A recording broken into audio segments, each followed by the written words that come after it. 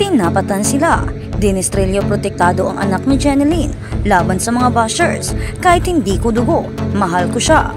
Kung bago ka lang sa channel na ito, huwag kalimutang mag-like, share, comment, and subscribe. Sa panahon ng social media, kung saan ang bawat kilos ng mga artista ay pinagpipiestahan, hindi maiiwasang madamay sa intriga, maging ang mga inosenteng anak nila. Ito mismo ang naranasan ng anak ni Jeneline Mercado na ilang beses nang naging biktima ng panirang komento sa online world. Ngunit sa kabila ng lahat, isang lalaking buong tapang ang humarap at nagdepensa. Dinestrelyo ang partner ni Jeneline.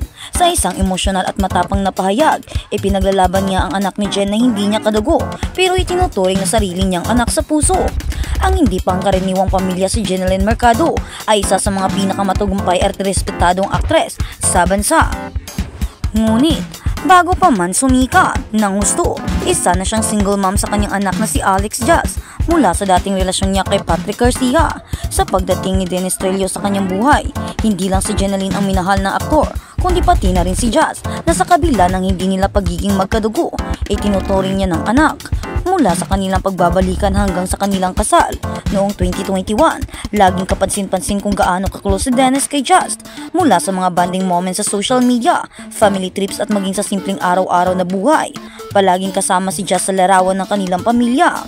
Dinestrelyo Jeneline Mercado, reunite and everything about my wife.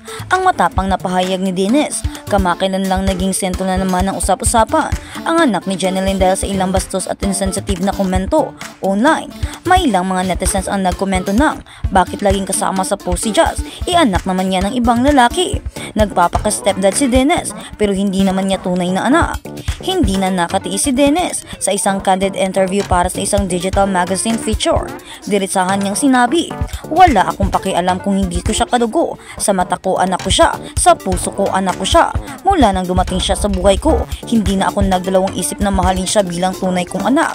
At kahit anong sabihin ng iba, hindi nila kayang baguhin yun." Netizens bumuhos ang suporta. Matapos lumabas ang interview, agad itong nag-viral at umani ng libo-libong positibong komento sa social media. Nakakaiyak. Sana lahat ng stepdad katulad ni Dinestrelyo. #MommyNets. Hindi lahat ng ama ay kadugo. Minsan yung tumayong ama, yun ang tunay na tatay. A true heart. Iba si Dennis. Hindi lang gwapo, may puso pa. Saludo. A Temjen din. Ang ilan sa mga bashers ay natahimik, habang ang iba naman ay tila napahiya sa kanilang mapanirang salita. Isang tunay na ama sa gawa, hindi lang sa salita. Hindi ito ang unang beses na ipinakita ni Dennis ang pagmamahal niya kay Jazz. Sa mga panayam noon, palagi niyang binabanggit na gusto niyang palakihin si Jazz na may matibay na pundasyon ng respeto at pagmamahal. Ayon sa mga kaibigan ni Jeneline, mas malapit pa raw minsan si Jazz kay Dennis kaysa sa iba. Mahilig silang magbanding sa paglalaro, panonood ng movies at pag-aaral ng musika. Isang hilig na pareho nilang kinahihiligan. Isang source pa ang nagsabing, kung hindi mo alam ang background nila, iisipin mo si Dennis talaga ang biological dad niya. Ganon ka natural ang closeness nila. Syempre, hindi rin nagpapahuli si Jeneline sa pagbibigay ng reaksyon. Sa isang Instagram post na may larawan ni Dennis at Jazz, nilagyan niya ito ng caption na, "Thank you for being the father figure Jazz needed. You're not just my partner, you are our family's rock."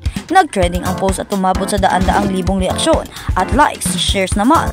Maraming netizens ang nagkomento, "Ang swerte mo Jet, sana all.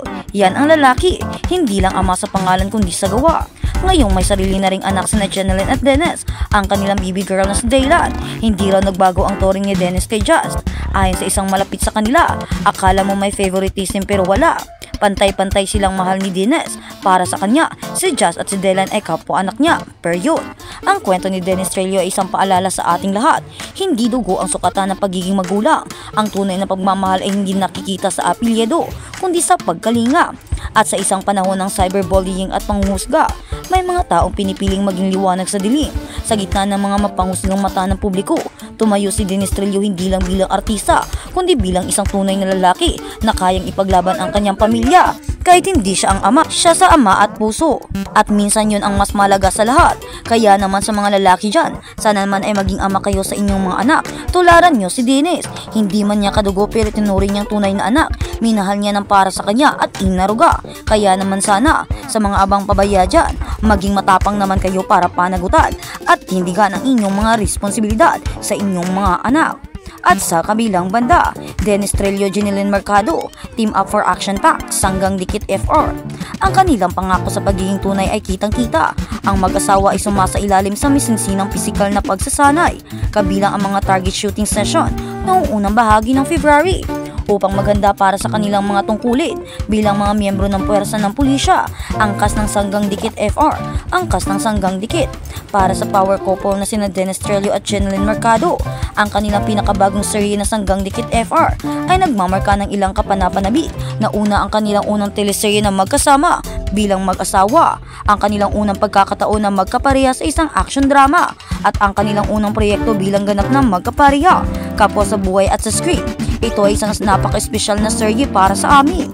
Ibinahagi ni Dennis sa Grand Media Launch na palabas na ginanap noong May 30. It's the first time we were working together on something that is instant. Iba ang material, hindi lang drama, puno rin ng action, suspense at comedy. It's something new for the both of us. In Sanggang Dikit FR, Dennis and Jeneline portray law enforcer PLT Antonio Tonyo, Conde at PE Sergeant Roberta Bobby in recast. Ayon sa mga pagkakasunod, ang kanilang mga karakter bagamat sa una ay magkasulungat, ay pinilit na magtulungan kasunod ng isang high profile na pagpatay na malapit sa bahay. The dynamic is interesting kasi we don't start as partners. Paliwanag ni Dennis, may tensyon, may conflict, ngunit ang kwento, pinagsasama-sama tayo hindi lang sa tungkulin, kundi sa malalim na emosyon. At para naman kay Jeneline, nakilala sa kanyang pagiging dramatic at romantikong papel, ang pakikipagsapalaran sa aksyon sa unang pagkakataon ay parehong nakakakilig at nakakabilib. Talagang challenge ang role na ito. It's my first action series, she said. Maraming tumatakong eksena, fighting scenes, napaka-physical. Kailangan maging fit, malakas at tanda sa lahat ng oras. Ang kanilang pangako sa pagiging tunay ay kitang-kita. Ang mag-asawa ay sumasailalim sa masinsinang pisikal na pagsasanay. Kaya naman, Jeneline agreed nothing that the key for surviving both the marriage and the demands of it. The pressures of production is teamwork, on-cam and off-cam. We have to be close partners in everything.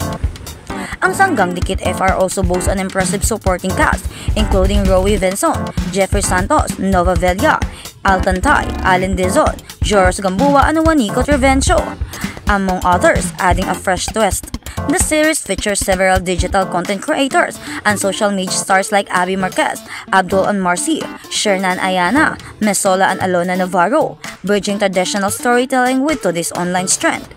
Guided by acclaimed director L.A. Madrijos, Dennis praised the series' well-crafted narrative. Our director really takes care of the story. Each character has purpose and depth. That's one of the reasons we're drawn to this project. Kaya naman, Jeneline at Dennis, grabing napaka-proud namin sa inyo. So, suportahan namin kayo.